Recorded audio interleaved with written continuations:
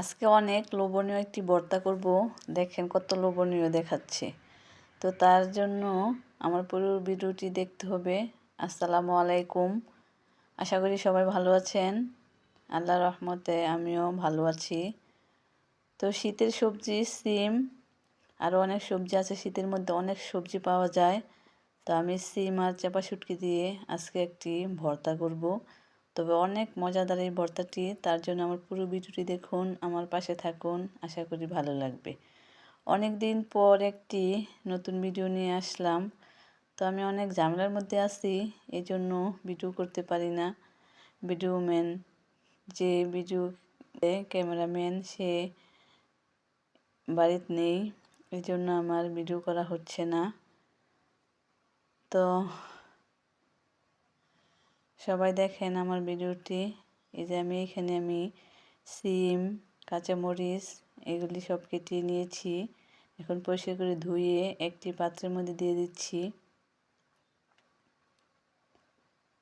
তো শীতের মধ্যে কিন্তু শীতের সকালে এইরকমভাবে ভর্তাগুলি কিন্তু খেতে অনেক অনেক মজা হয়। এখন লবণ আর একটু পানি দিয়ে আমি ঢেকে সিম আর মরিচগুলিকে সিদ্ধ করে নেব।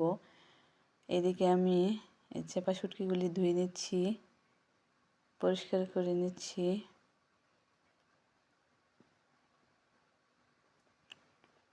আস্তে আস্তে আমি আলসিগুলি ফেলে তারপর ভালো করে ধুয়ে নিয়েছি। এখানে আমার একটু কেটে গিয়েছে, দুঃখিত। এই সিমগুলি যখন সিদ্ধ হয়ে গেছে তখন আমি এর মধ্যে শুটকিগুলি দিয়ে তারপরে যে টালা টালা করে নিয়েছি। এই যে হয়ে গেছে শুটকি আর সিম টালা একসাথে। এই ভর্তাটা খেতে কিন্তু অনেক অনেক মজা হয়। এখন আমি কিছু রসুনের কোয়া ভেজে নিচ্ছি আর কয়েকটা পেঁয়াজের সাথে দিয়ে দিচ্ছি। এভাবে একটু পেঁয়াজটাকে ভেজে নিলে কিন্তু ভর্তাটা দীর্ঘ সময় ভালো থাকে আর কাঁচা পেঁয়াজের গন্ধটাও থাকে না। তো সব কিছু রেডি করা আমার হয়ে গেছে। এখন আমি এই ভর্তাটা বানাবো শিলপাটায়। তো শিলপাটায় ভর্তাগুলো কিন্তু এর স্বাদই অন্যরকম, খেতে অনেক মজা হয়। তো আমি শুটকিটাকে আলাদা রেখে তারপর আমি এখানে কাঁচামরিচ আর সিমগুলো একসাথে বেটে নিয়েছি। তারপর আমি শুটকিটাকে বেটে নেব। শুটকিটাকে ভালো করে বেটে নেব যেন কাঁটাগুলি আস্তে আস্তে না থাকে। এখন আমি পেঁয়াজটাকে থেতলে তারপর আদা বাটা করে নেব। আদা বাটা রাখলে কিন্তু ভর্তাটা খেতে ভালো লাগে, পেঁয়াজটা কামড়ে পড়ে। তো তারপর আমি দিয়ে দিচ্ছি ধনেপাতা।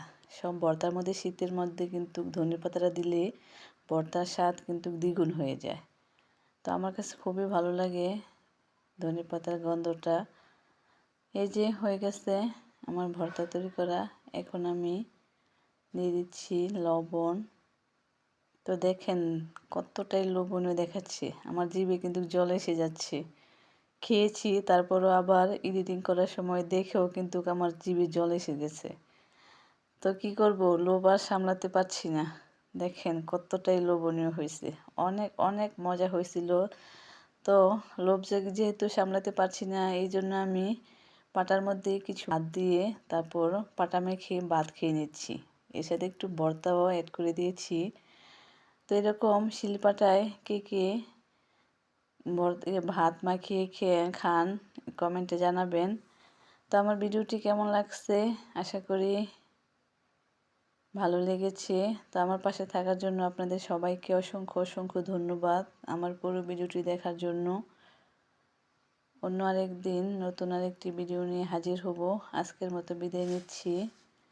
আল্লাহ হাফেজ।